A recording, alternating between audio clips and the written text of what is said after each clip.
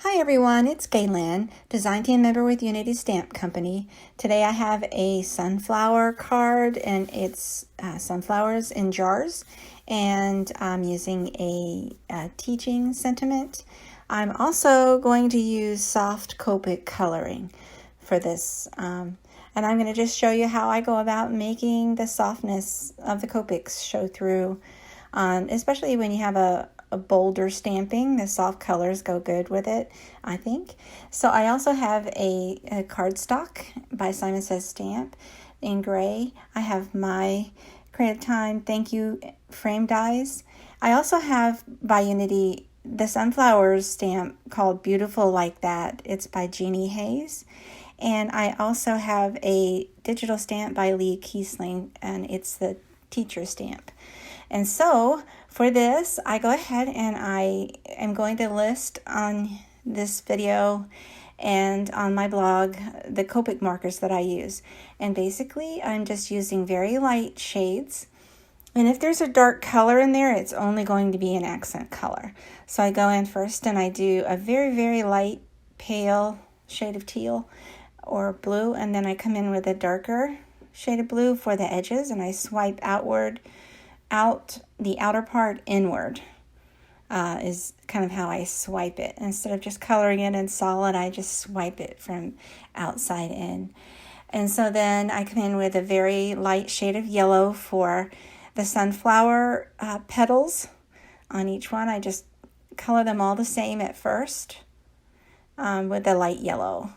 And the vase water there is a very light blue. And so now I'm adding a little bit of a darker shade towards the inner part of those petals to make it pop a little bit more. And then I come in that center area and I just use a little bit of a darker orange for that center area. And then I go around the edges of that center area with that darker orange. And it leaves a little bit of a hue on there. It's not all solid, but it shows through nicely, especially in person.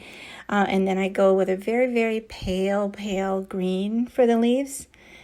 And I do all of them in that pale green at first.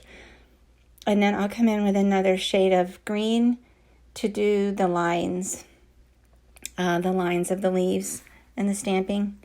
And color in a lot of that, not necessarily all solid. I leave open spaces, and then I go back with that pale green again. And then this is going to be an accent for the jar also, this pale turquoise color, and more accent for the jar. And I use that pale blue and to do a little bit of shading all around the image, all around where the white cardstock meets the stamping. I just give it a shade of light blue, very pale light blue. Then I add foam tape. This is a pre-die cut panel that I'm stamping on, that I stamped on and colored, and now I'm going to add it to a gray background layer. I used my paper trimmer for the gray piece. Then I line it up towards the bottom just to make sure that I get a straight fit there. That is an A2 size gray panel there that I placed right on top, and then I put the stamp panel on top of that. Thanks so much for watching. I hope you take a moment to subscribe to my channel and share if you will. Thanks so much and have a great day.